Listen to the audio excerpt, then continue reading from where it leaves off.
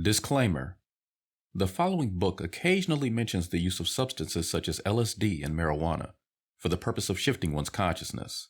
I do not advise any listeners of this recording to partake in either one, as nothing outside yourself is ever required for your personal transformation and awareness. The author is relating their own personal experience with such substances, yet while acknowledging their use, is not explicitly advocating or recommending their use.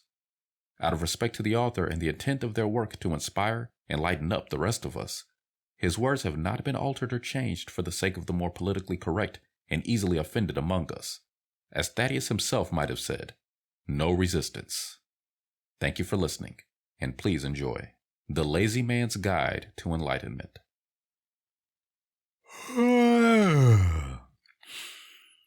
I am a lazy man.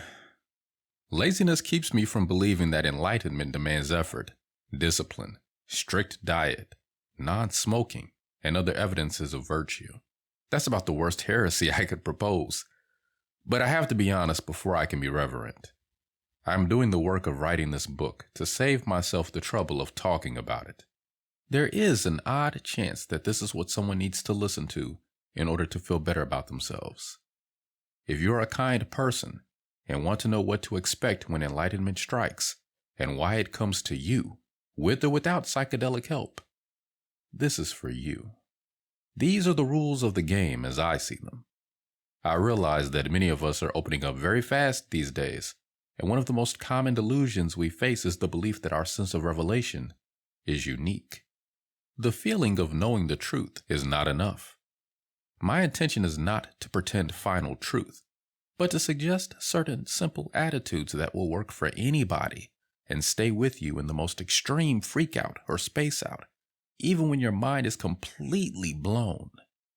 These attitudes are so simple that I'm surrounding them with a picture of the universe to show why they work, even when you don't believe they will. The universe is so vast and complex that if we needed books like this to become enlightened, we'd never make it. But on the other hand, the universe is so simple in design that there's no reason for anyone to be puzzled or unhappy. It's easy to control your existence, no matter how complicated it looks. I've abandoned the idea of writing this a number of times on the grounds that people didn't know it because they didn't want to. But in the end, there is no more reason for not writing it than there is to write it. I am writing what I will want to read someday when I am stuck in a weird place. Several times on bummers I've thought, what could I say to someone in this state of mind that would mean anything? That's the kind of testing this information has had. There is not a line in this book that is there just because it sounds beautiful. The information is practical and reliable. It has taken me and others safely through some extreme states of mind, and can be reduced to a few phrases that are simple enough to recall in any crisis. The first chapter begins with a briefly stated idea about how the universe is made, and the rest of the book discusses our lives from that viewpoint. It is a far-reaching idea, extending into every field of knowledge, and since it took me many years to get it straight, I cannot expect that anyone else should casually accept it. All I can do is ask that you play the idea game, see where it leads, and check it out against what you know. What has to be true for the universe to look to us as it does? Is there a credible bridge between matter and spirit? Like many people, I wrestled with such concerns for years, and this book contains some of the conclusions. Perhaps these conclusions will be meaningful to you only if you follow your own process of checking and proving. If so, the first chapter contains all you will need to keep you busy for a long time. On the other hand, if all you want is a handy trip guide, you'll find that too. I'm not really expecting anyone to take these sentences and expand them again into a feeling of realization. But if one of you whom I never hear about gets a little higher and happier, then I would write all this again 1,000 times over. I hope you find the vibrations pleasant. Chapter 1. Who are we? We are equal beings, and the universe is our relations with each other. The universe is made of one kind of entity. Each one is alive. Each determines the course of his own existence. That is really all you need to know to understand this book or write your own. Everything I say has its roots in that first paragraph, and it is possible to resolve any question by going back to it and thinking it through for yourself. I will say it again. We are equal beings, and the universe is our relations with each other. The universe is made of one kind of entity. Each one is alive. Each determines the course of his own existence. The universe is made of one kind of whatever it is, which cannot be defined. For our purpose, it isn't necessary to try to define it. All we need to do is assume that there is only one kind of whatever it is, and see if it leads to a reasonable explanation for the world as we know it. The basic function of each being is expanding and contracting. Expanded beings are permeative. Contracted beings are dense and impermeative. Therefore, each of us, alone or in combination, may appear as space, energy, or mass, depending on the ratio of expansion to contraction chosen, and what kind of vibrations each of us expresses by alternating expansion and contraction. Each being controls his own vibrations. A completely expanded being is space. Since expansion is permeative, we can be in the same space with one or more other expanded beings. In fact, it is possible for all the entities in the universe to be one space. We experience expansion as awareness, comprehension, understanding, or whatever we wish to call it. When we are completely expanded, we have a feeling of total awareness, of being one with all life. At that level, we have no resistance to any vibrations or interactions of other beings. It is timeless bliss, with unlimited choice of consciousness, perception, and feeling. Space is a level of experience that any of us can reach, but it is difficult to talk about on our present plane precisely because it is unlimited. It is that which chooses limits and makes definitions. We might say all experiences are available to the one mind, and the one mind is all of us or any of us at the highest level of expansion.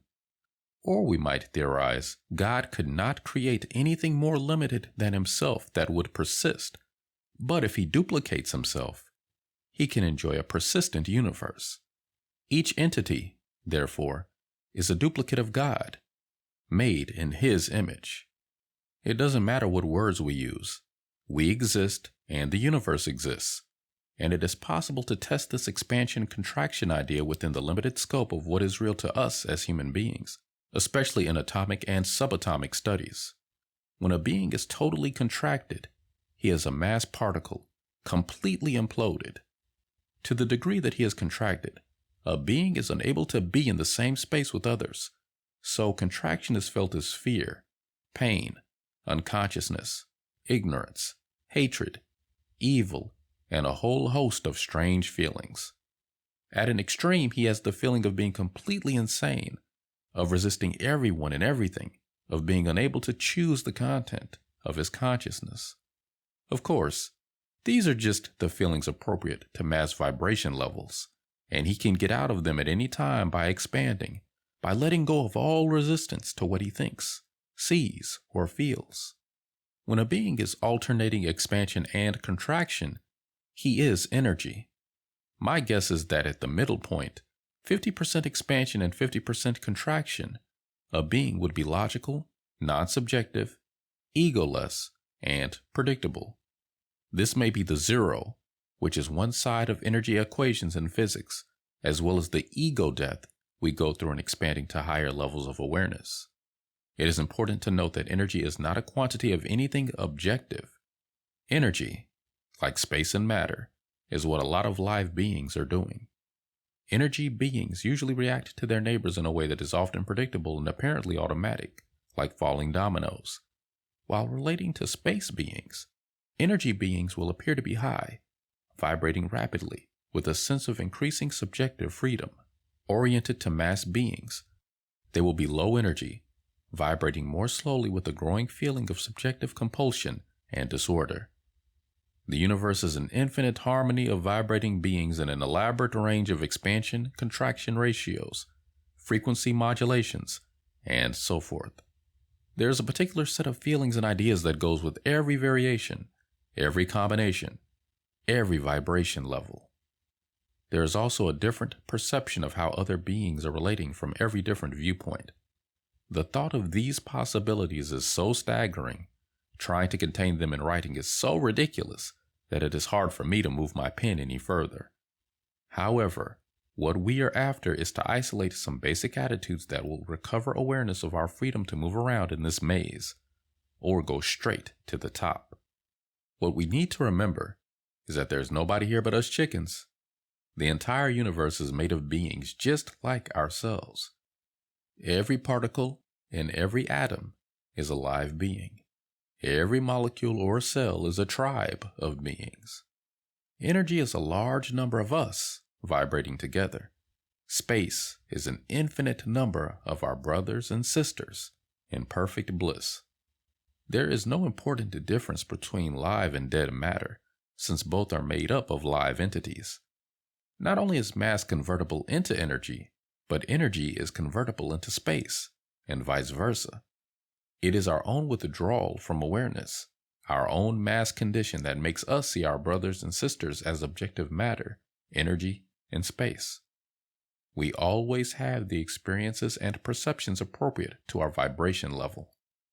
The same rules apply to all of us. The rules do not come from anywhere outside ourselves. They come from the truth that we are all equal. We all have the same range of possible behavior and experience.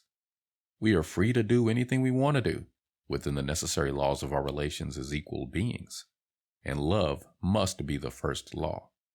Love is the action of being in the same space with other beings, which means that love is real as we are.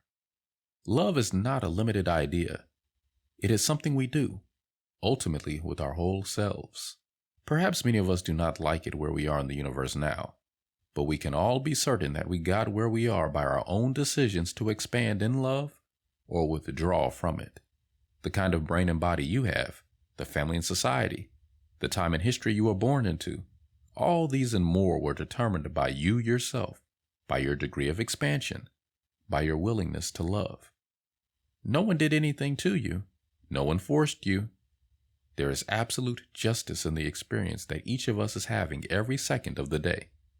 In one sense, we can all relax, because nothing is secret, nothing is lost, nothing is forgotten, no one is abandoned. Each of us is the same kind of being, capable of outflowing attention and awareness, or withdrawing it, and that is all we need to do. Give full, permissive, loving attention to absolutely anything that we see in our minds, in our bodies, in our environment, in other people. Expansion in love is an action that is available to every being in the universe all the time. A willing awareness will take us to heaven. A loving attitude will make us free. Nothing else controls our fate. Good or bad behavior is secondary. Whatever you are doing, love yourself for doing it. Whatever you are thinking, love yourself for thinking it. Love is the only dimension that needs to be changed. If you are not sure how it feels to be loving, love yourself for not being sure of how it feels. There is nothing on earth more important than the love which conscious beings feel towards each other, whether or not it is ever expressed.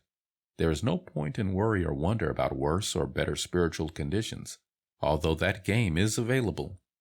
You will not be able to rise above your present vibration level to stay until you love the way you are now.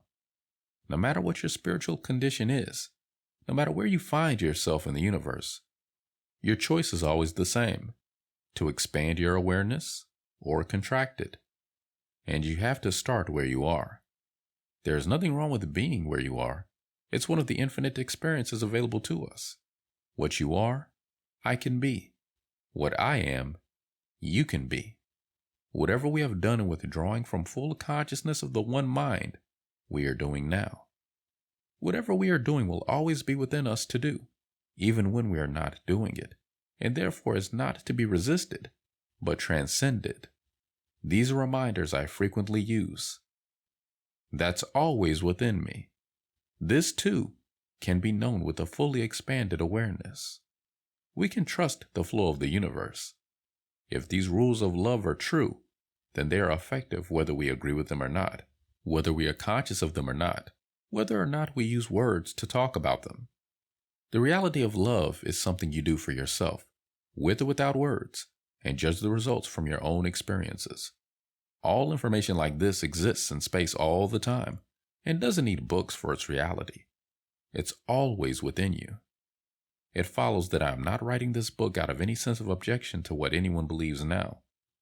Beyond all reason is the mystery of love. You know we are all equal. No one in truth needs any help from anyone else.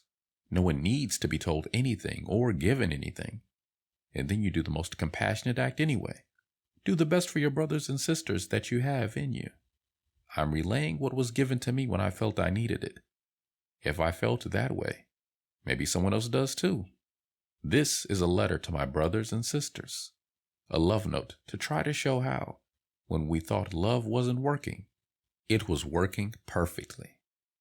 It's an interesting mental exercise to turn the whole game upside down. The problem is not how to free yourself from the mass level, how to get enlightened. The real question is, if you are a completely free and self-determined being, how did you lock yourself into a body to play games on the material plane? How did you get yourself and others to agree to this game? How did you get it to be compulsive? Several times when I've spaced out, I flashed, well, if it's that easy to get out, I might as well go back and play the game. Maybe that's the ultimate temptation. And maybe no one really wants to know how easy it is. Nobody wants to upset the game. We may all be playing Let's Pretend, hide and seek. Physical reality is one of the biggest horror movies of all, and you know how we love horror movies. If the universe as we see it from our vibration level is illusory, only partially true, then that's all the more reason for enjoying it and loving it, instead of getting freaked out by it. Everything that happens on Earth can be experienced on any of thousands of different vibration levels, from the most euphoric to the gloomiest. We are entirely free to emphasize any level we wish.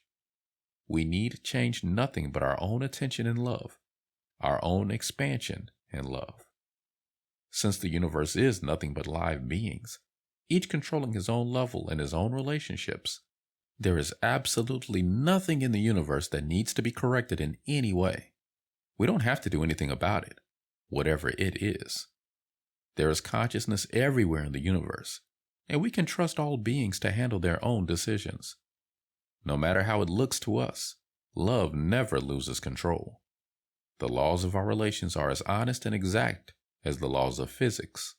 I can't say I know at this moment what all these laws are, but on some level everybody knows that we are all getting exactly what we deserve.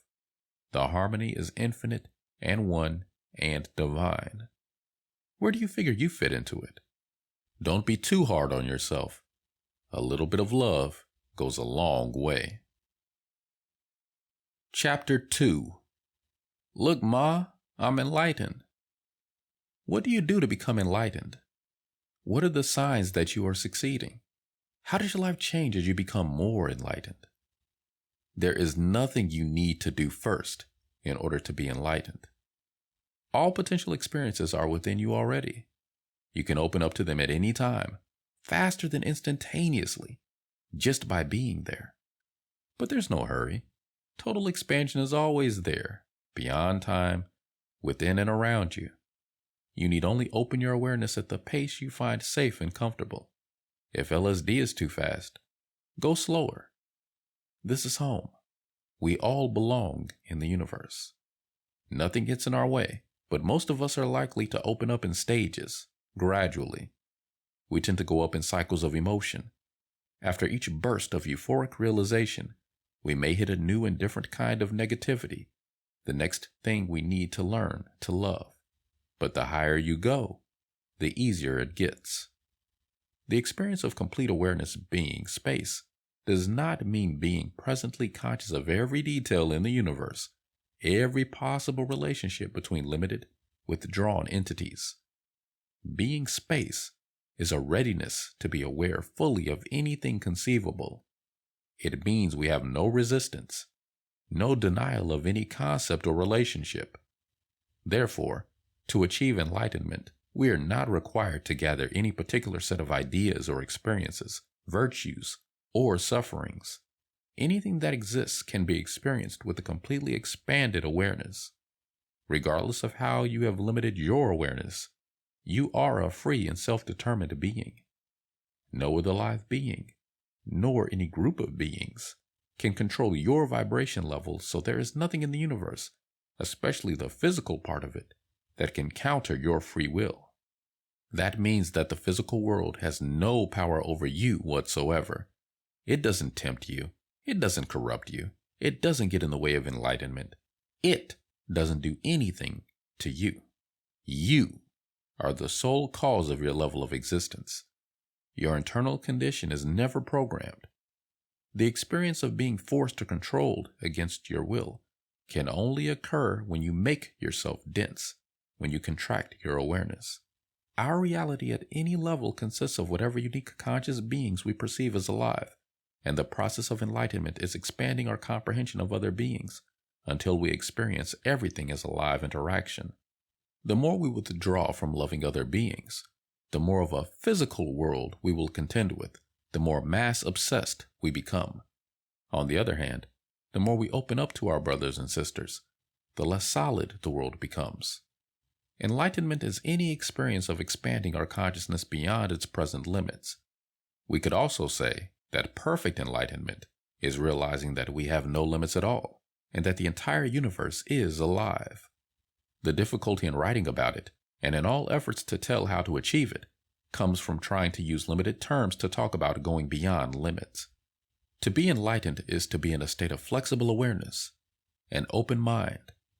Enlightenment is the very process of expanding, not of arriving at a different set of limits. There is no one correct way of looking at life after enlightenment. We are not obliged to be or not be anything, as long as in our hearts and minds we are whole. And what does it mean to be whole? It means that we must be willing to conceive of, to contain within ourselves, whatever is other than any limited idea. It means knowing that when we emphasize a positive, we are at the same time creating a negative. When we choose an ideal of knowledge, then we must deal with the ignorance that is other than the knowledge.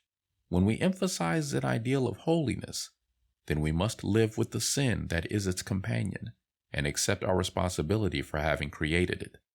If we deny doing so, that is a contraction of awareness. We become dense. We become mass-level entities. We are incarnated in physical bodies, and we cannot control what we have denied creating. It is forced into our attention, whether we like it or not, and so we live in a world of sin and ignorance. However, if we remain constantly open and unresisting to such negatives, we are not compelled to dwell on them. If we allow that ugliness is always within us, then we are free to create beauty. If we know that stupidity is always within us, then we are free to emphasize this intelligence. Love is the highest and holiest action because it always contains that which is not love within itself. It always and ever moves to include the unloving. How often we try to figure out a cause and effect sequence in our experiences, when what is happening is merely a swing of alternating conditions. We may choose a negative task, like monastic discipline, and then feel rewarded. Or conversely, we may pursue a seductive pleasure and then feel cheated. We never stand back to see that we are just swinging like pendulums. And many of us insist on thinking of ourselves as only kind, good, and wise. We try to be pendulums that swing only to one side. The remedy for this confusion is to be loving, to experience life without mental resistance, until we rise above mass and energy to the space level. On that level, where love is constant and our awareness is open, we will more easily comprehend the miracle of containing contradictions, opposites, and paradoxes. We will be free to experience what we choose, because we will not deny that we always contain everything other than our choice. Karma is not paying for exactly what you did in the past. It's just that, as you raise your vibration level, you may encounter the kind of experiences you withdrew from in the past, or you may run into anything other than what you are insisting on now. If you try to close your mind, you will drop back to a lower vibration. But if you look calmly at undesired events, absorb them mentally, and love yourself for disliking them, you will keep going higher.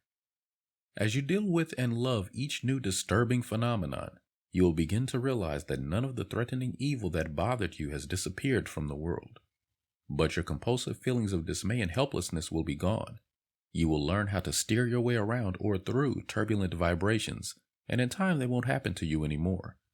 You will see how you can change your emotions and experiences by understanding their relation to your awareness level. For instance, if your feelings fade after a deeply loving experience with someone, which is especially likely if you were high on marijuana or LSD at the time, you can understand it as a fading out of being in the same space, now that you are both vibrating on a lower level again. When you know that, and know that the low mood can pass just as easily as it came on, then you are less likely to make big decisions and get into arguments because of it. You just relax your mind and watch it go by. Currently, many of us are experiencing temporary highs and flashes of illumination, especially with psychedelics available. If things get weird in new ways after such euphoric times, you need not be disturbed. It may be a sign you're going higher still. Meanwhile, we should realize that we tend to return to the vibration level where we feel stable, something we can live with. It's the level of stability, the level where we feel ourselves to be comfortably on the same vibration with others, that needs to be changed. And that can be done only through an unresisting state of mind, a constantly expanding love. It's quite natural in pursuing enlightenment or just trying to be happier, to look to your everyday experiences for signs of results. Indeed, your daily life is nothing else but an expression of your spiritual condition. Your life will change as you become more loving, but not in ways that you can exactly predict. What happens is not as important as how you react to what happens. There's a good attitude to take towards any goal. It's nice if it happens, nice if it doesn't. Long before you get to where you can confidently make choices for the future, you may find that you are no longer interested in predicting much. You won't mind letting go of one beautiful experience because love will make the next one just as rewarding.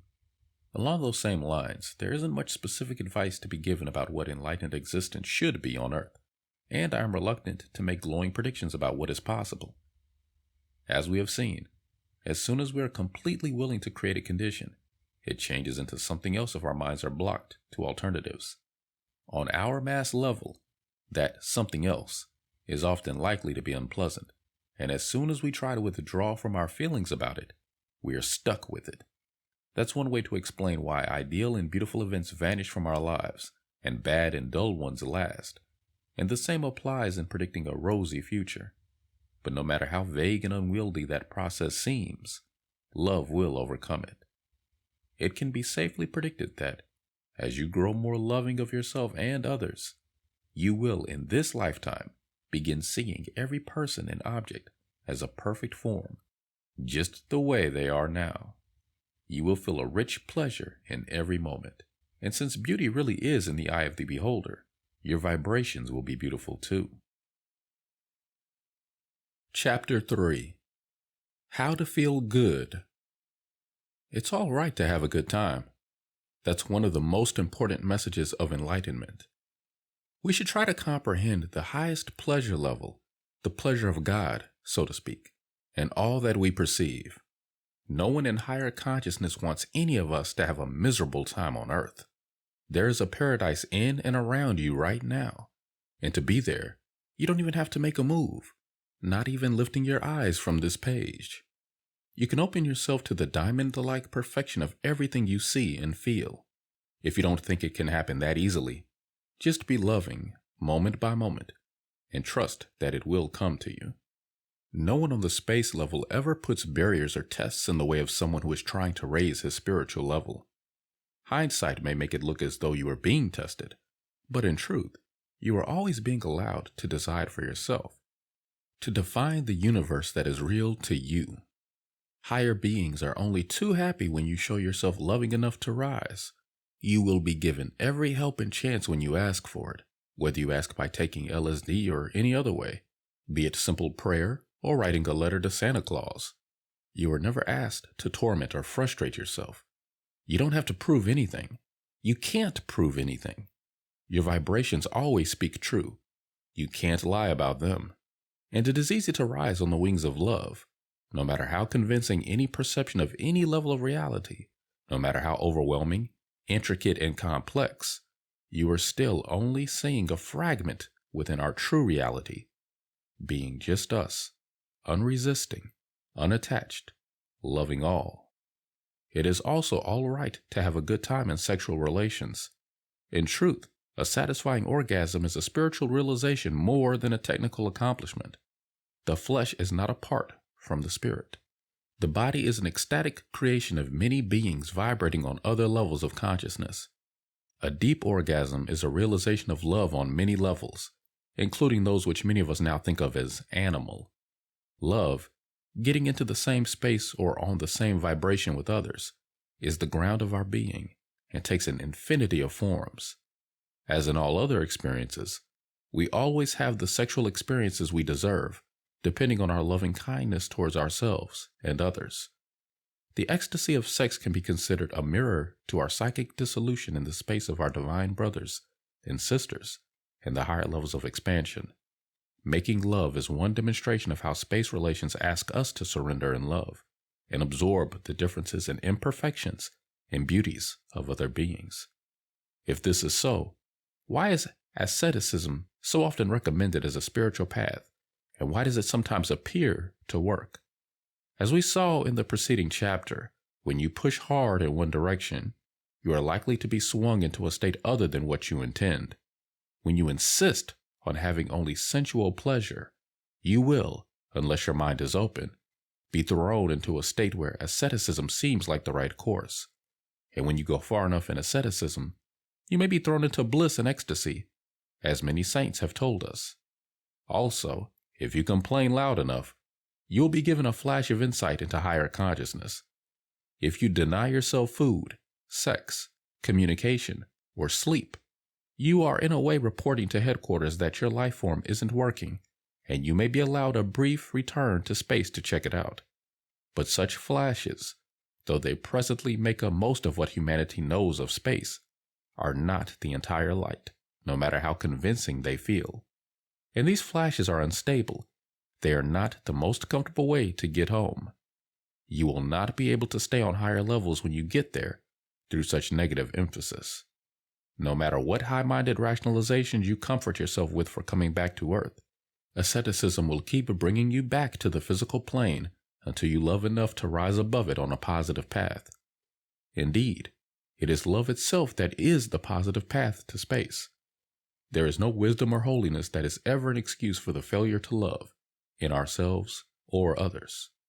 And in sexual relations, again, love overcomes the pendulum effect, the yin-yang of concepts, and at last we have a rational way to explain why love must be the first motive in sex.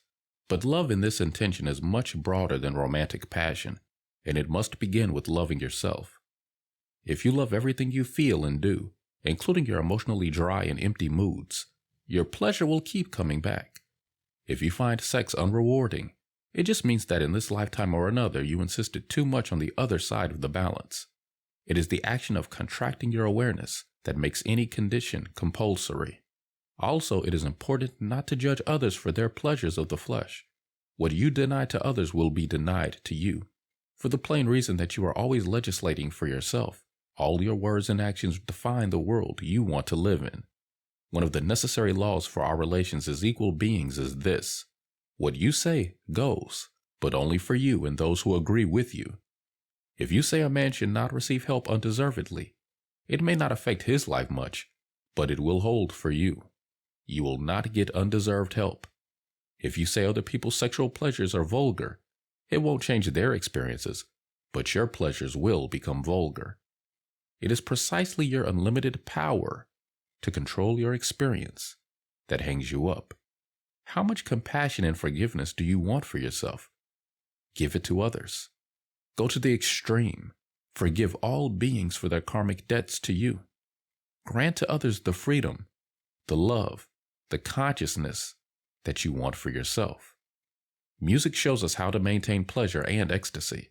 Normally, we tend to think of a moment of euphoric realization as unbearable and impossible to continue.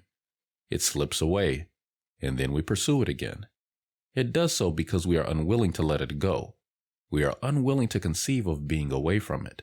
But if we take the example of music, letting go of one note to hear the next, then our pleasure can be constant, though the vibrations change. If we listen to the world and let it act on us without either our judgments or ideas, then we can learn to comprehend each flash of pleasure as a tone in the infinite harmony. The orchestra of the world plays the familiar melodies again and again, and the old folks stand around and tap their feet while the young ones dance. Chapter 4. Lifesavers. Before going further, let's expand on some of the basic attitudes salted away in what has gone before. It is not my intention to have anyone remember all the transitorized thinking in this book, but I highly recommend memorizing the italic lines below. They are simple enough to stay with you and will work in any mental crisis. Keep them handy in your mind. One of my psychedelic excursions had gotten off to a bad start, and I was sinking into a really satanic bummer. As I looked about me at people turning evil, shrunken, colorless, old, and weird, I suddenly thought, well, what did you think it was that needed to be loved? And just like that, the doors opened, and I was in paradise. No resistance. This does not mean that you must be physically passive or meekly put up with the bad vibrations or ripoffs. This means no resistance in your mind. Be free in your head, act out of love, and do what feels good.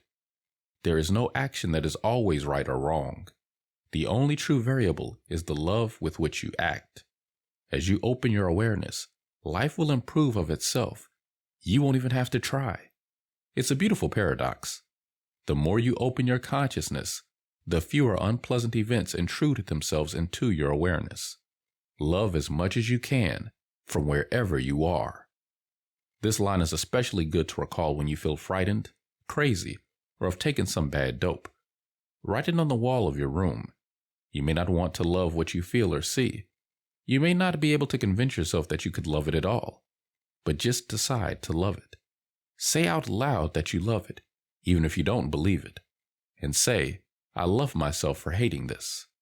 Love it the way it is. The way you see the world depends entirely on your own vibration level. When your vibration changes, the whole world will look different. It's like those days when everyone seems to be smiling at you because you feel happy. The way to raise your vibration level is to feel more love.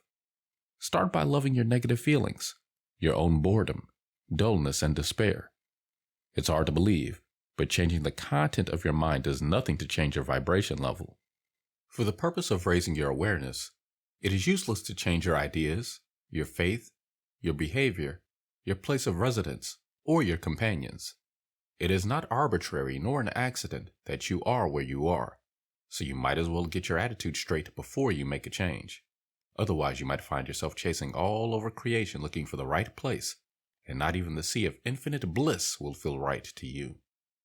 You take yourself with you wherever you go.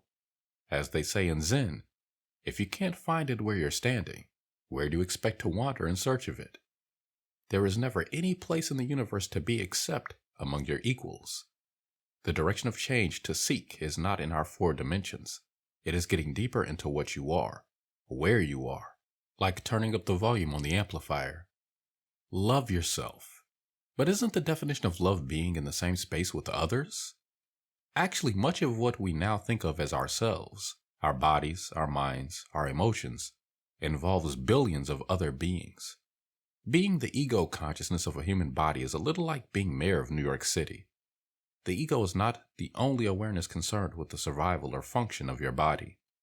We are free, as individual, unique entities, to leave any group, such as the group that forms the body, but we will find other beings to harmonize with on any level we go to. When you love yourself, you are in truth expanding in love into many other beings.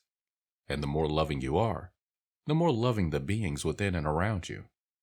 On all levels, we are mutually dependent vibrations. Play a happy tune, and happy dancers will join your trip. In another sense, Loving yourself is a willingness to be in the same space with your own creations. How contracted would you become if you try to withdraw from your own ideas? Loving yourself is not a matter of building your ego. Egotism is proving you are worthwhile after you have sunk into hating yourself. Loving yourself will dissolve your ego. You will feel no need to prove you are superior. Chapter 5. How We Got Here. We have a flood of ideas and names for many different kinds of human behavior, but much of what we do obeys certain common rules of expansion and contraction. As I have said, the rules do not come from anywhere outside ourselves. If we conceive that we are equal beings, then certain truths must follow about our relationships with each other. We may call these truths the source of fairness and justice, but such names do not matter. It's just the way it has to be if this universe of life is to exist at all. It seems pointless to try to be convincing about this in words, compared to what you will comprehend when you flash on this divine order and justice for yourself when you are meditating or high on psychedelics. I can offer only limited speculation on how these rules show up in our human experience. The idea of equality has often been taken to mean dropping to the lowest common denominator or settling for the characterless common middle. Equality, as I am suggesting it, is our coming together at the level of highest awareness, pure space, without attachment or resistance, with complete freedom of experience and consciousness, merging with others in whatever ecstasy or calm we choose. In all the vibration levels less than the highest, there are illusions of quantity and value, of greater and lesser love, intelligence, and powers. We appear to each other according to the vibrations we choose to emphasize, but we are equal in potential. If that's true, how did we get so deep into mass that physical reality looks like the only reality, and that these comments on space sound like a peculiar and unverifiable fantasy?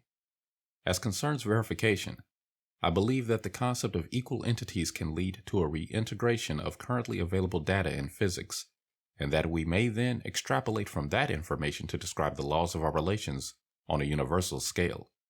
Meanwhile, I must indulge in some rough guesswork about how we got to the mass level in the first place. We can start with the paradox at the highest level. Expanded beings, completely unresisting, are also completely irresistible. Space beings are entirely permissive to other beings, but when one of us contracts, he becomes dense to the extent of his contraction and is then in appearance propelled by the space beings. The experience of being propelled and later compelled is due entirely to the density of the contracted beings. Space beings have no intention to propel or compel anyone to do anything. All conceivable universes and all conceivable dimensions exist in the one mind as pure idea or archetype. When any of us withdraws from a willingness to create any aspect of that, we drop to a lower vibration level. For this illustration, imagine we are a great number of energy beings who are indifferent to the idea of Pluto the dog. Since we are denser than space beings, they would propel us, and we would appear in space as a flowing, flashing image of Pluto the dog, looking like a fireworks display, perhaps. Imagine then some of us, more than indifferent, who deny the concept of Pluto the dog, withdrawing to the mass level.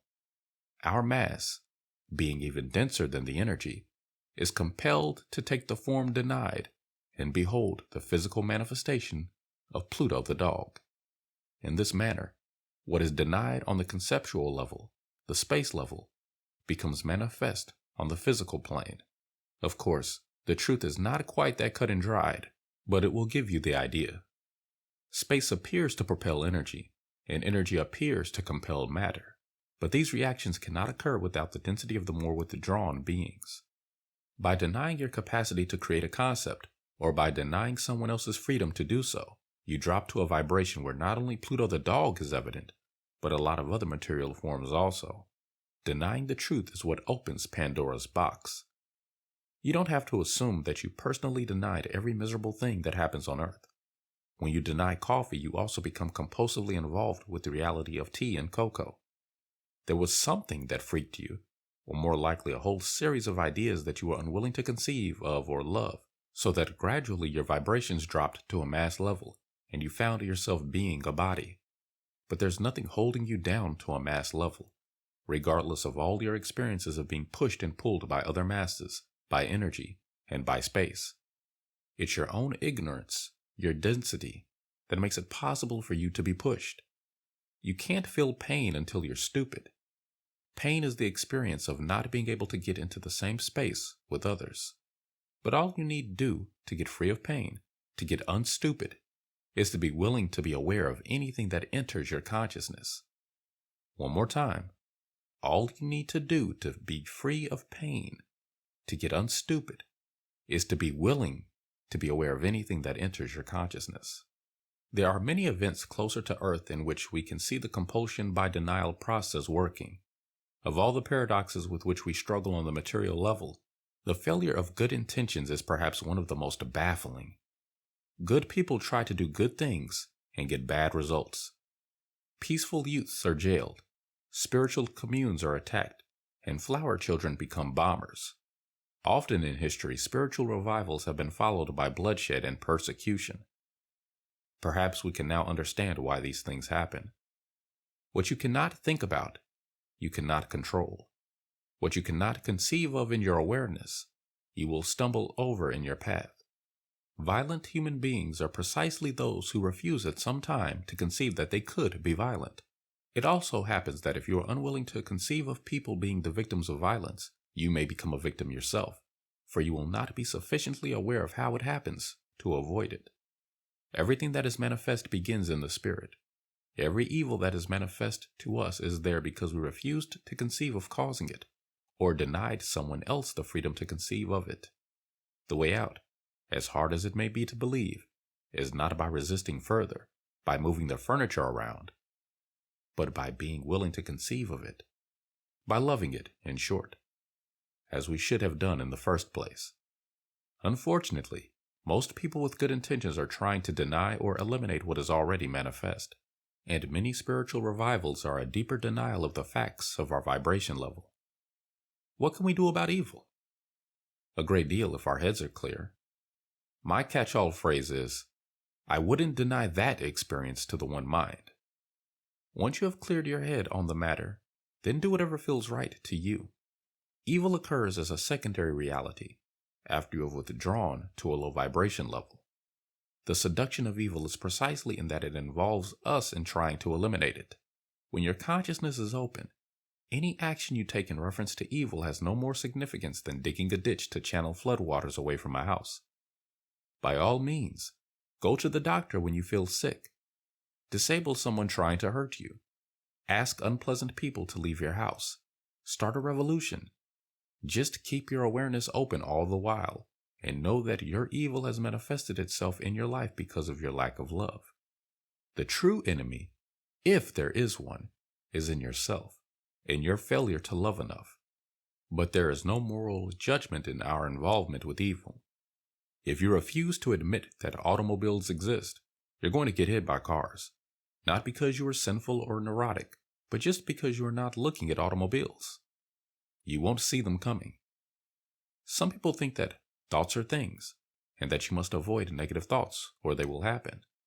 As we have seen earlier, thoughts are certainly powerful when conceived by expanded beings, but trying to withdraw from thoughts is what got us incarnated on a mass level in the first place. If you avoid negative thoughts, they will sooner or later manifest themselves physically. It is your resistance to the negative thought, whether you bring it to consciousness or not, that makes it manifest in your life. One more time. It is your resistance to the negative thought, whether you bring it to consciousness or not, that makes it manifest in your life. What am I doing on a level of consciousness where this is real? That is the first question to ask yourself when you become aware of something ugly or evil or stupid. We are always in a context of our equals, and the justice of love is always perfect. The universe is an infinite tapestry of perfectly ordered love relationships, and when you are loving enough, you rise. It's not even a matter of waiting until your lifetime is over. Your movement as a being is not horizontal through time, so to speak. All states of consciousness are available right now. Every possibility in the past and future exists timelessly. It's always there, and you activate your level of reality by your own vibrations. There is a jewel of perfect ecstasy in being who you are. You are at the level of consciousness that has the greatest pleasure and ecstasy you are capable of accepting. Regardless of what I tell myself, or what I have at times experienced, my greatest pleasure right now is to be penniless in a room in San Francisco writing this book. Try these sayings during meditation. I surrender to this reality. I have no resistance to this reality. I am one with this reality. I surrender to the justice of our equality. I have no resistance to the justice of our equality. I am one with the justice of our equality. Chapter 6. Self-Improvement. I hope you will find it encouraging to learn how these general ideas apply to eliminating evils in yourself, to spiritual self-improvement. The more bad thoughts and feelings you try to weed out of yourself, the more there will be. Since I myself have certain preferences for what I want to do, I must be wary of passing these on as having the dignity of law. Therefore, I must necessarily become even more personal in this chapter and make my bias clear. I am lazy, and it bothers me to see people strenuously pursuing self-improvement goals by methods that will not work and urging me to do the same. They are often the loveliest of people, and I would love to join them if I thought they would succeed. On the other hand, perhaps they know the goal will never be reached by their means, and I am the fool for exposing what everyone secretly knows. If we didn't have these games, that would leave a void, wouldn't it? I am playing the game of refusing pointless games, which may be the most pointless of all. Obviously, there is a danger here of wandering in circles, but if someone else knew what was in this chapter, I would want him to tell me, so I must take a small risk. A structure is any relation between entities that avoids dissolving. The self that you know as a human being is a structure, an organization of billions of entities. An odd thing about structures is that they will dissolve both from success and failure. So the problem, if you want a structure, is to maintain a tension somewhere between the two. The idea that structures will disintegrate when completely successful struck me as peculiar, and I made a list of hasty examples. A victorious empire inevitably breaks up into parts or collapses when it reaches its peak and is unopposed. A man inherits wealth and ruins himself with dissipation. The genius goes insane. Power corrupts. The good die young. Religions break into schisms and heresies. A dominant species mysteriously becomes extinct. A cell divides in two. The magician goes mad. Hence, people are cautious about success or power too easily gained on some level.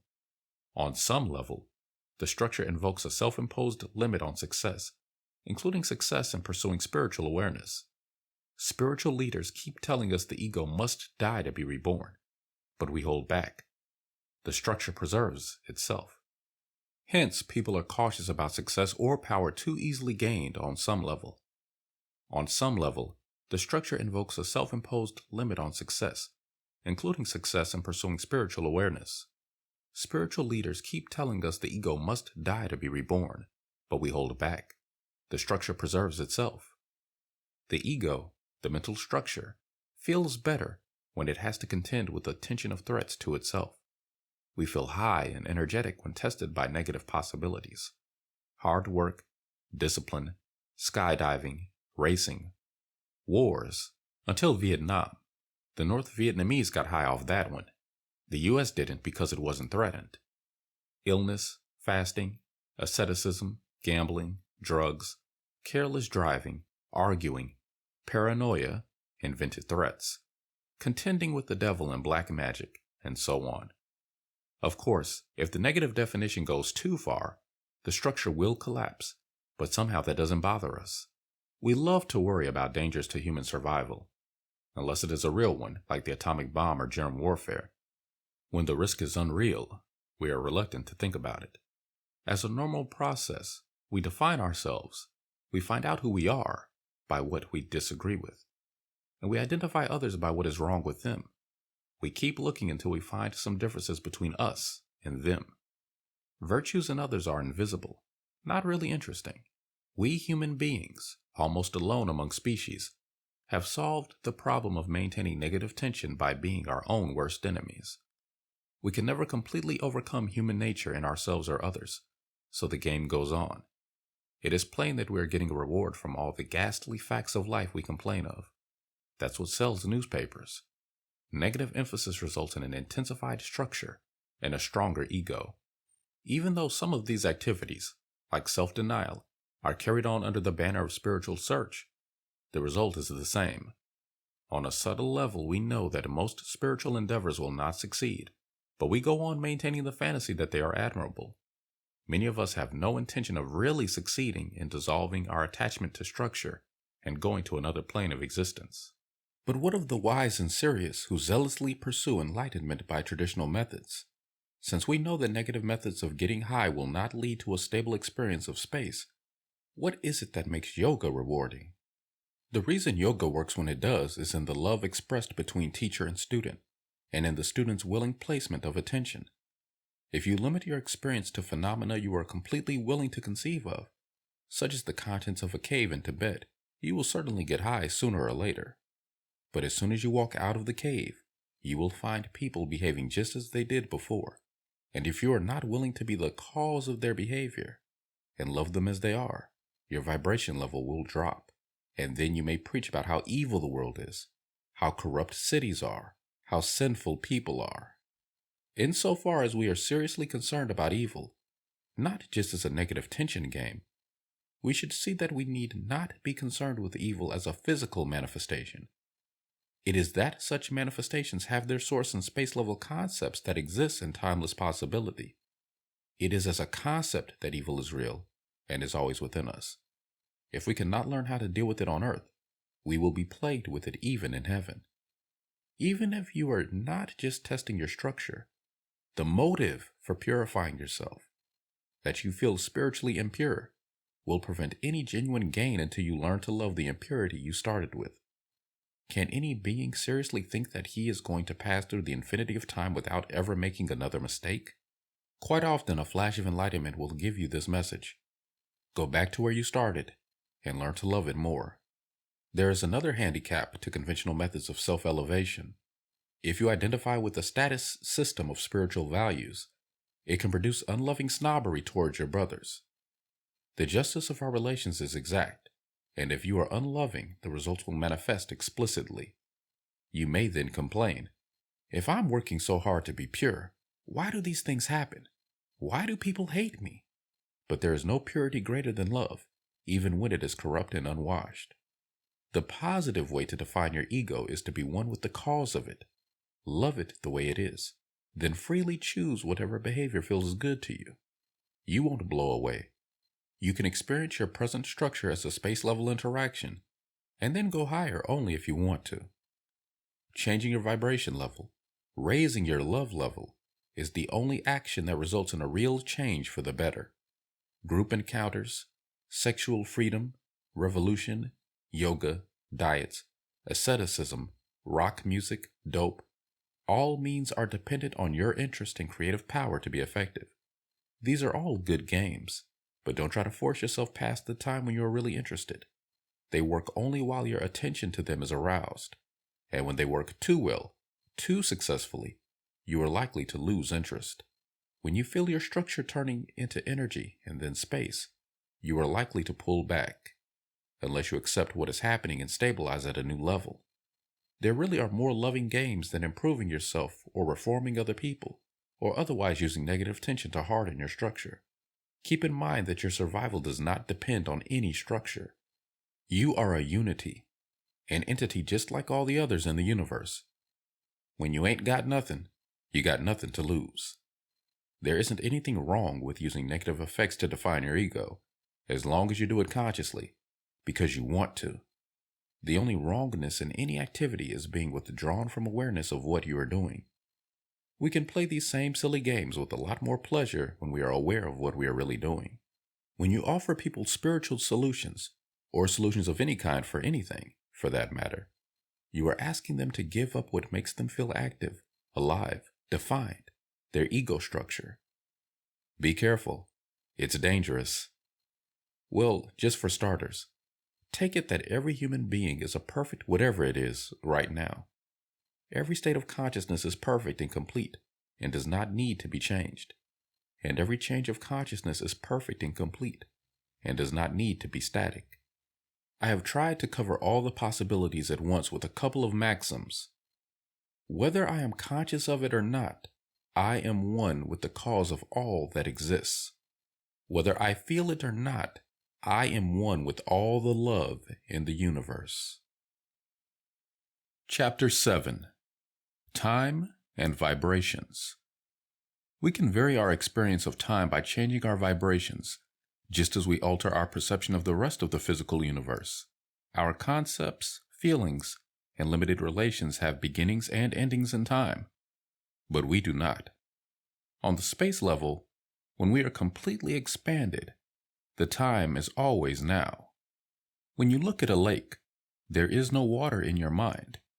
Put another way, the awareness of a hard object has no hardness in it. The awareness of confusion is not confused. The awareness of insanity is not insane. The awareness of the passage of time takes no time. There is no time in it. We measure time by the compulsive repetition of interactions on the mass level, and the more expanded our consciousness, the less compulsion we are involved in. Our subjective awareness of time is often at variance with the clock. Many of us by now are familiar with distortions of time when high on marijuana, and of course the stronger psychedelics go to greater extremes. How did this happen? A brief guess at the sources of the time experience is highly worthwhile, because it suggests how practical it is to look to your own vibration level before reacting to what you think is an external reality. Think of perception as a kind of radar. Your wave goes out and bounces back from an object. Needless to say, the facts are more complex than this illustration, but it's close enough to serve. Let's say someone is shaking a table, and a cup is starting to slide off. If your perceptual vibrations are very slow, your waves will give you one message about where the cup is when it starts falling, another flash when it is halfway to the floor, and another when it hits.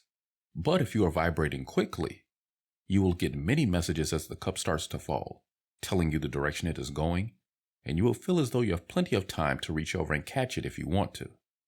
Note carefully that when your vibrations are slow, events seem to happen fast, and you will feel that events are happening too fast for you to control them, and you may therefore feel impelled to try that much harder to exercise control.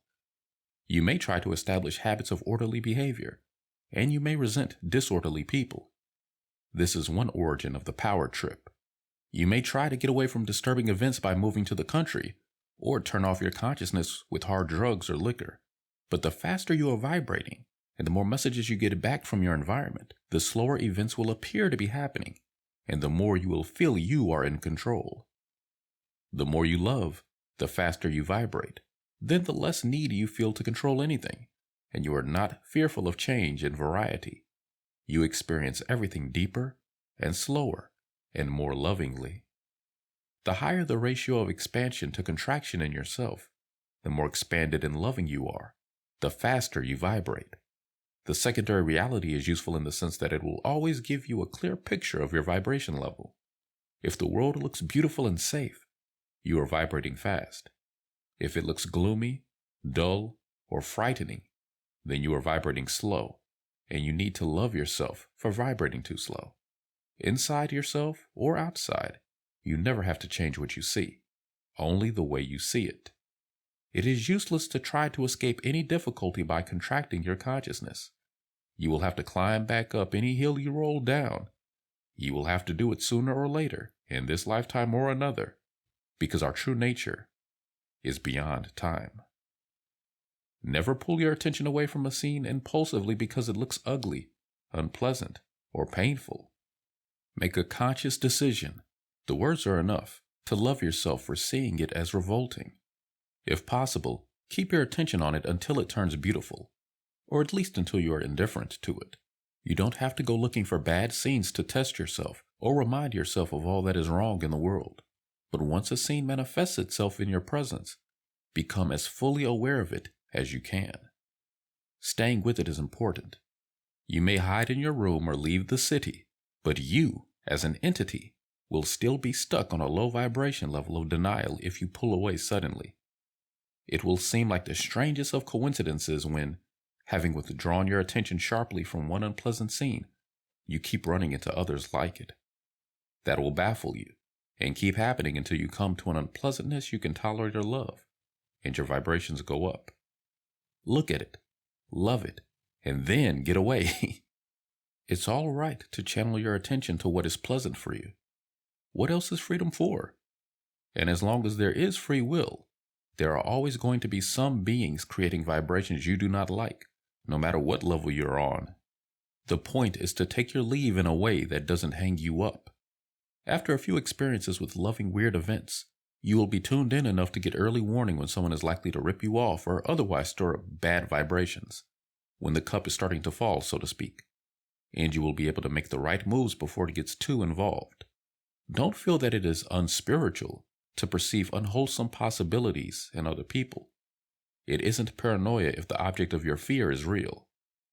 It's just carelessness karma if you ignore early warnings. Keep your mind open and unresisting to any possibility. That's what gives you the information to keep evil from manifesting in your life. Pay attention, here and now. It's all right to say no. No matter what others are doing, you are the only one who is responsible for what happens to you.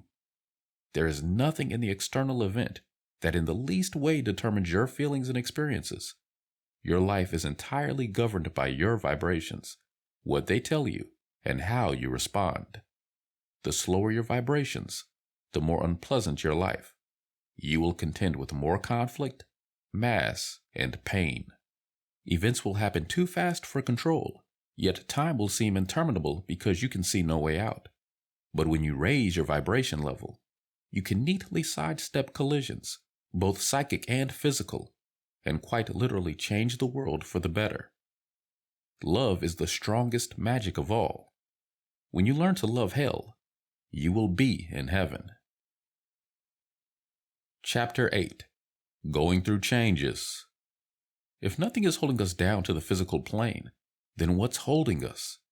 Why are we attached to structures? Why do we stick to our vibration level? Why do we fear change? To answer these questions, let's start at the top once again. There are a lot of words for how it feels to be completely expanded. Total awareness, completeness, freedom, love, ecstasy, certainty, stability, supreme intelligence, compassion. I think it will be least vague in this instance to discuss our interactions in terms of stability.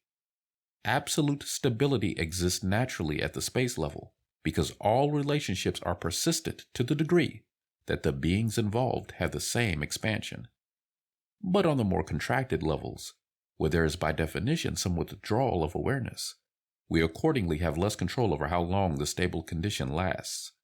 And when we are relating to beings whose vibrations are higher or lower than ours, we feel unstable and uncertain.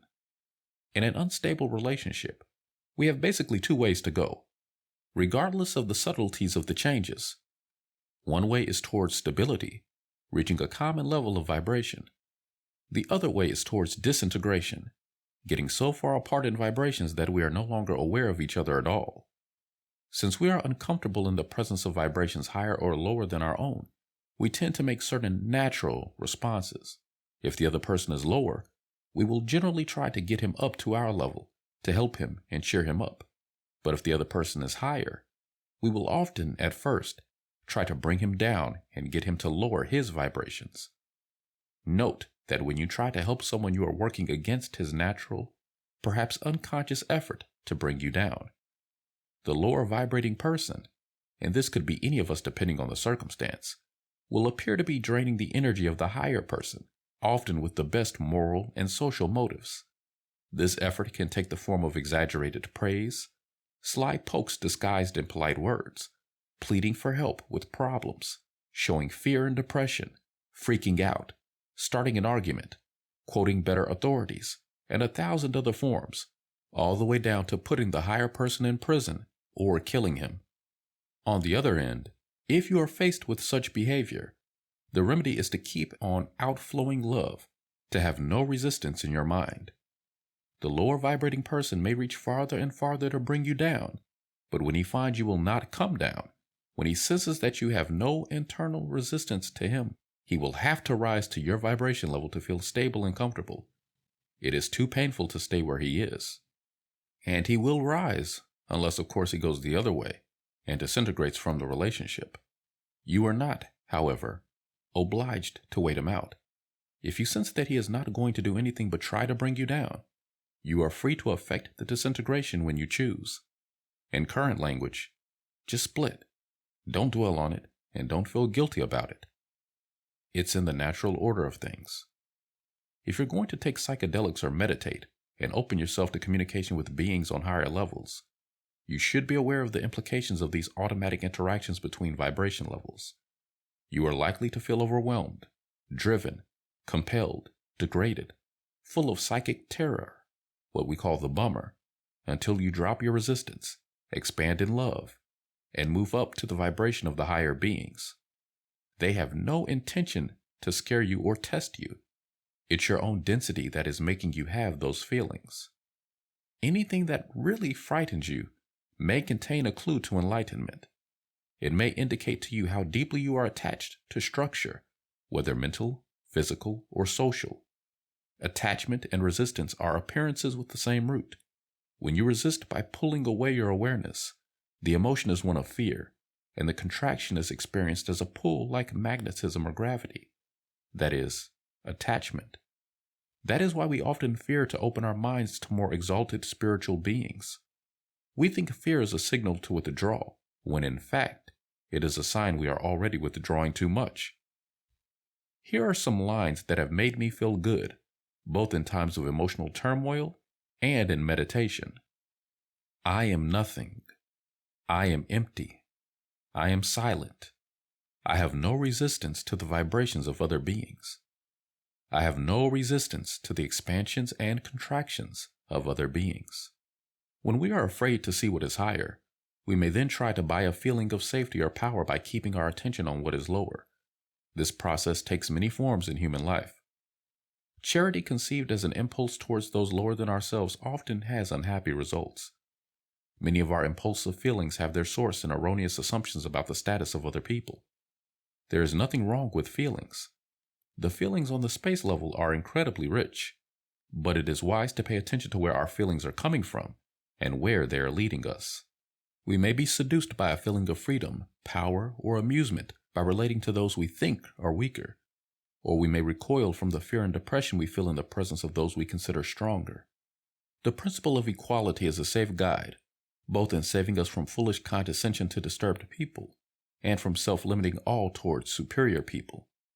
The solution to all our push-pull tensions is to treat everyone, every being you recognize to be alive, as equal to yourself. Always look deeper than any evidence that you are unequal. If another person displays great wisdom or genius, produces great paintings, or even inflates himself to writing books of advice like this one, just don't believe it is any evidence that his potential is higher than yours. Know that anything he has done, you can do. Not in the sense of debasing him, but of elevating yourself. Don't admire him excessively. That separates you. Let him be what he is. Love him as your brother. Enjoy what he produces. Treat him as an equal. And whatever you see on a psychedelic trip, just say, I'm equal to that. We are all equal to that.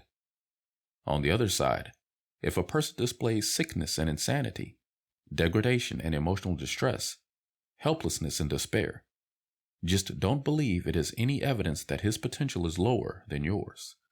Know that anything you are doing, he can do. Don't blindly agree with his game. Don't react as though what he is doing is real. Let him be what he is. Love him as your brother. Have compassion for him. Treat him as your equal. Begin with the knowledge that he can bring himself out of it. Don't ignore him necessarily, unless you know that he has been running the same movie over and over and are bored with it. Your attention is always life-giving. It will make him feel stable and loved, and he can go up from there if he wants to. You can even tell him in words that you don't believe his game.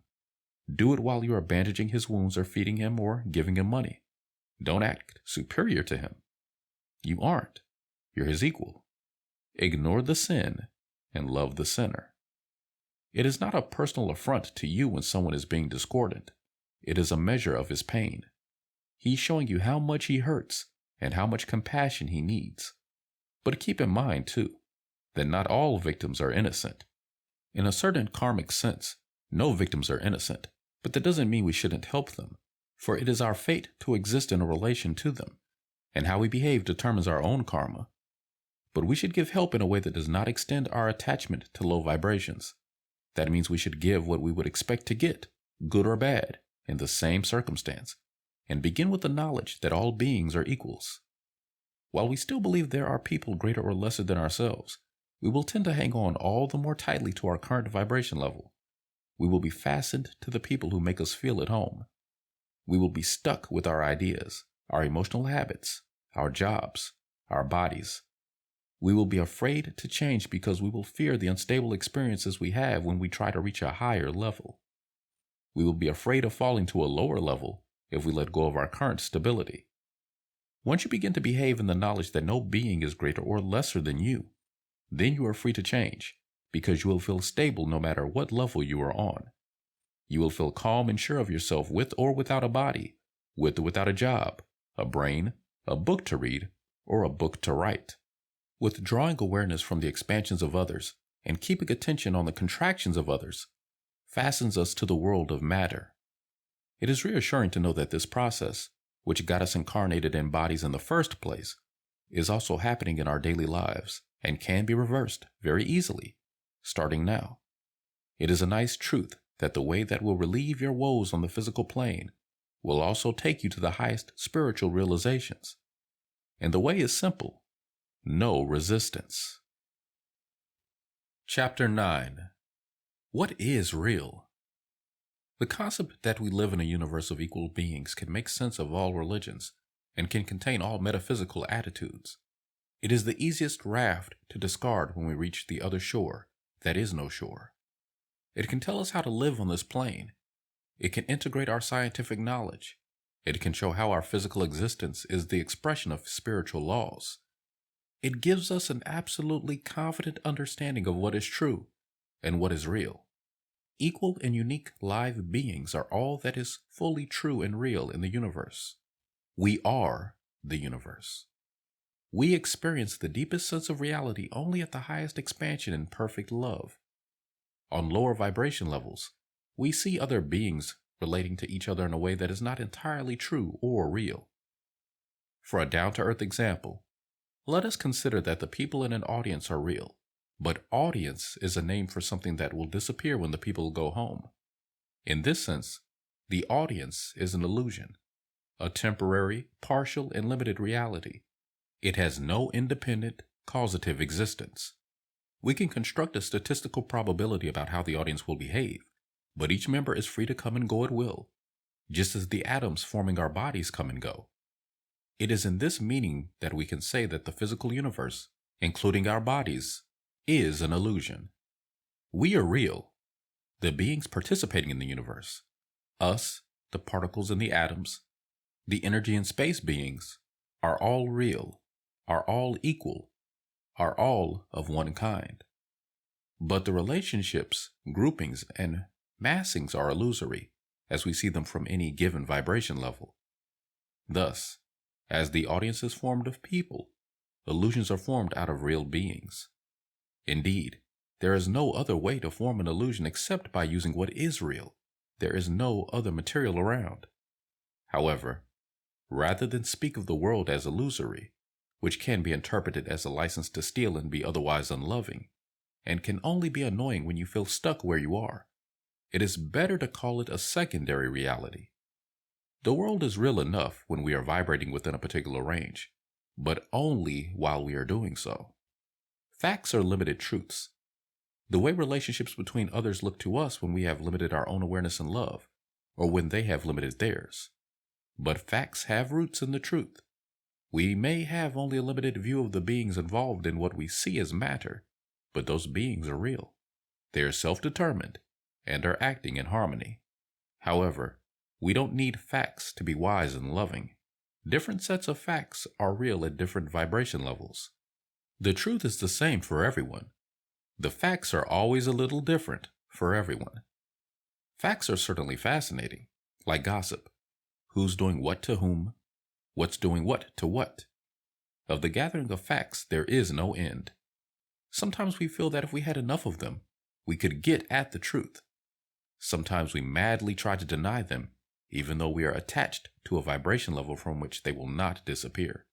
Illusions, facts, are reliable to the extent that they have truth in them, but they are also somewhat delusory. Delusions are denials of the truth. If we use the physical plane to deny higher reality, we are deluded. But if we deny the reality that is in the material world, we are also deluded.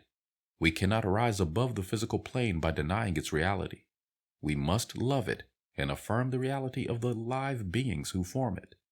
Some of us grow discouraged with spiritual efforts because enlightening experiences don't always help us handle the facts of physical existence any better.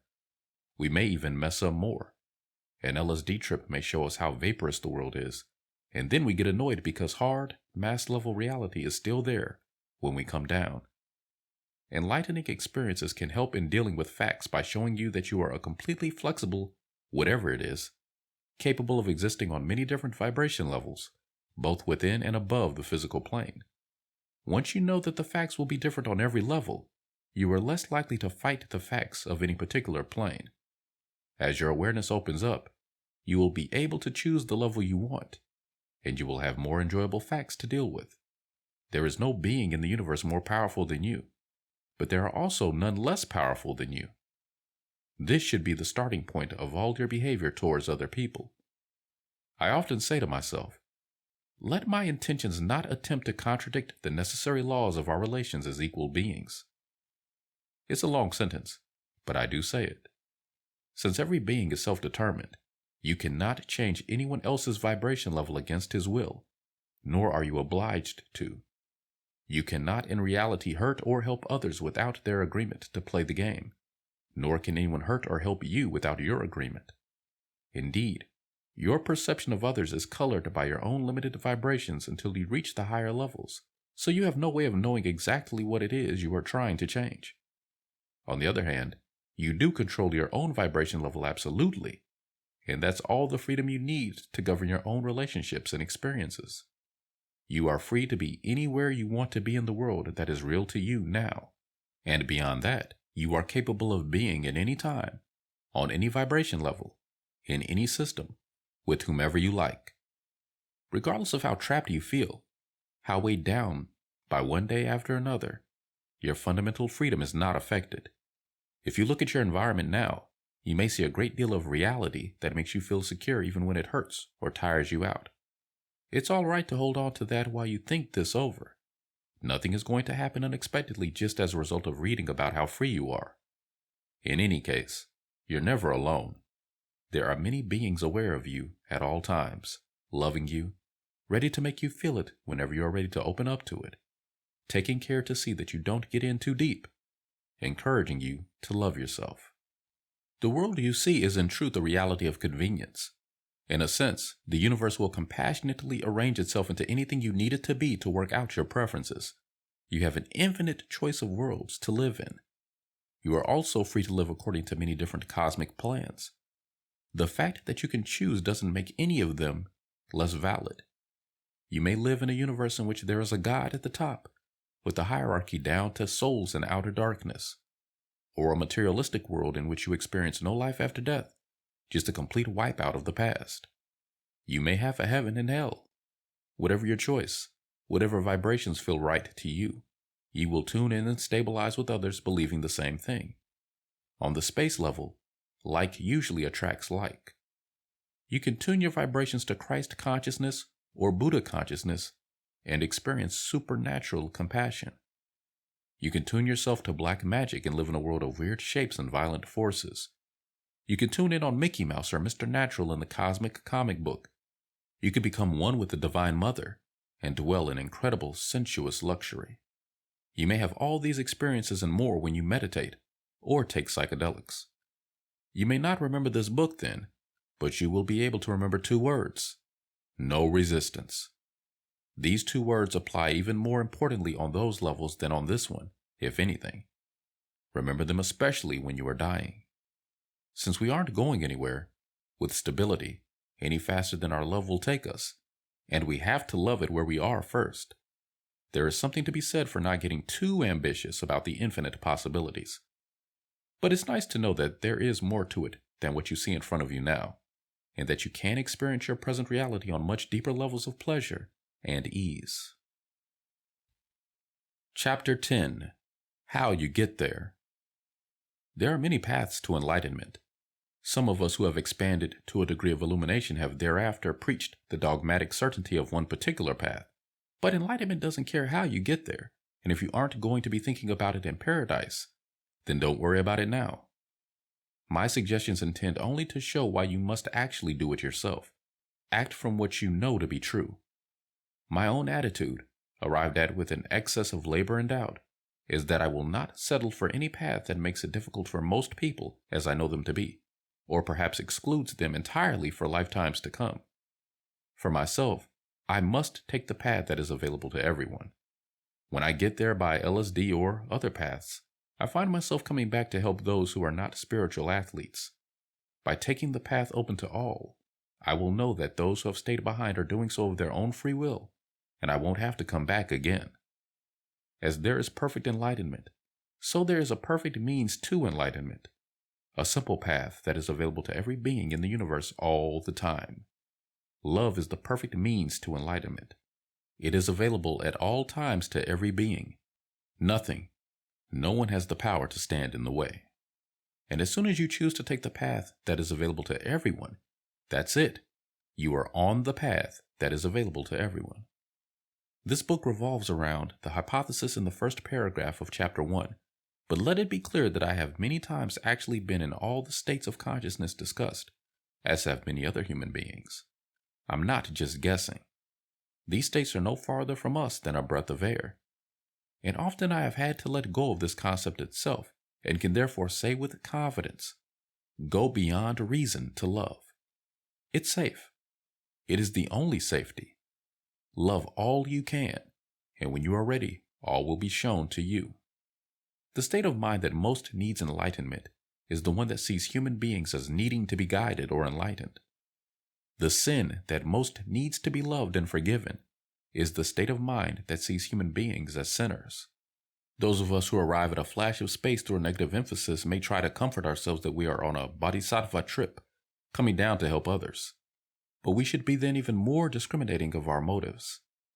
Every person who allows others to treat him as a spiritual leader has the responsibility to ask himself, out of all the perceptions available to me in the universe, why am I emphasizing the ignorance of my brothers?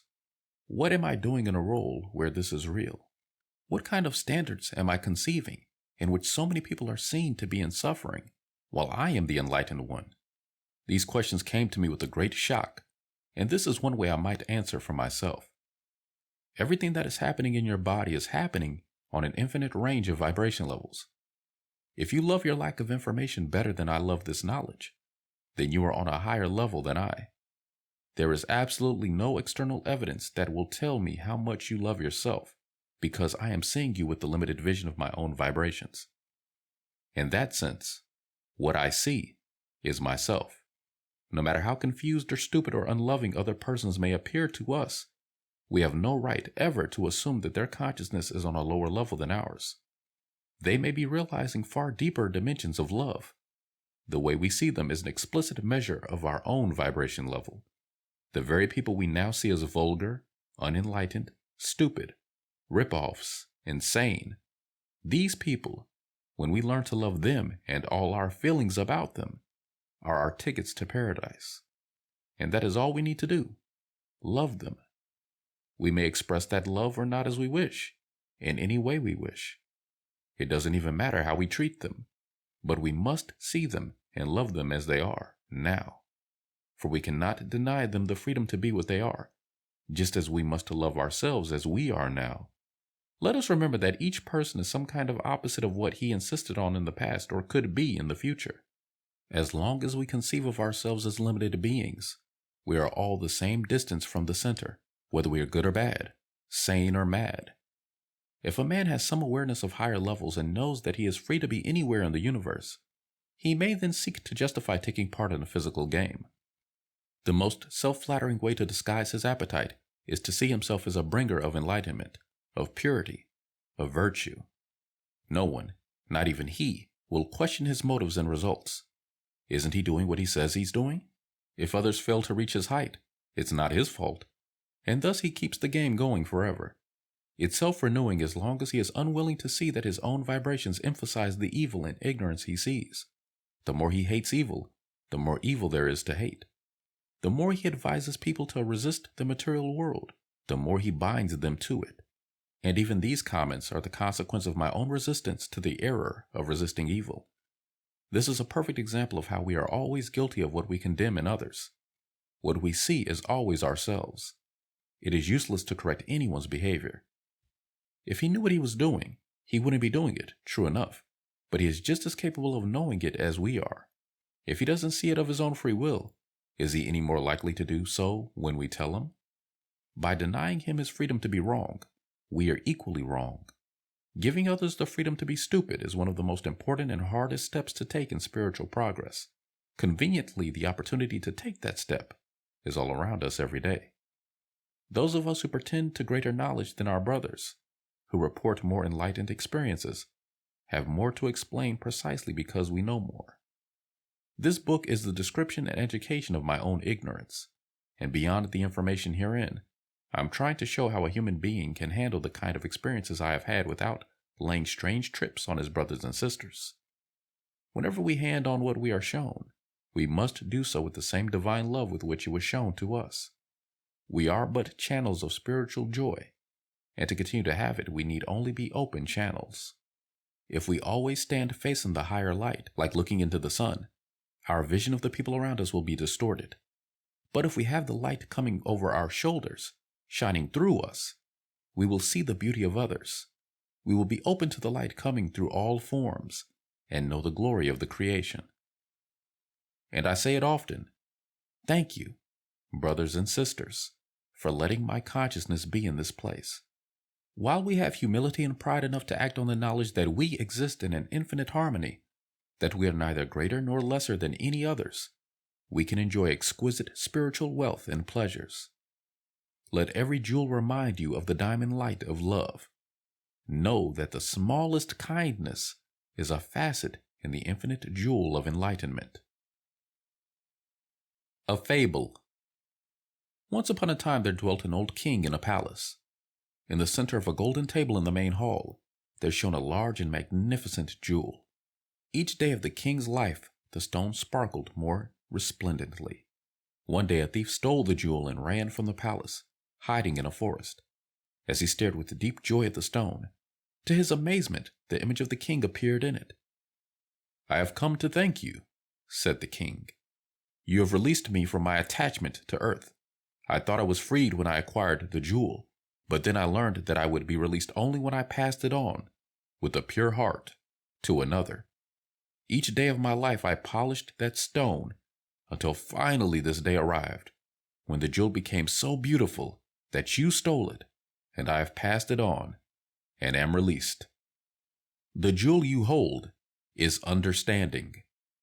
You cannot add to its beauty by hiding it and hinting that you have it, nor yet by wearing it with vanity. Its beauty comes of the consciousness that others have of it. Honor that which gives it beauty." Even Lazier. A selection of reminders from the text. We are equal beings, and the universe is our relations with each other. What am I doing on a level of consciousness where this is real? No resistance.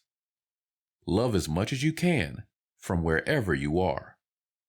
Whether I am conscious of it or not, I am one with the cause of all that exists. Whether I feel it or not, I am one with all the love in the universe. Love is the only dimension that needs to be changed. Go beyond reason to love. It is safe. It is the only safety.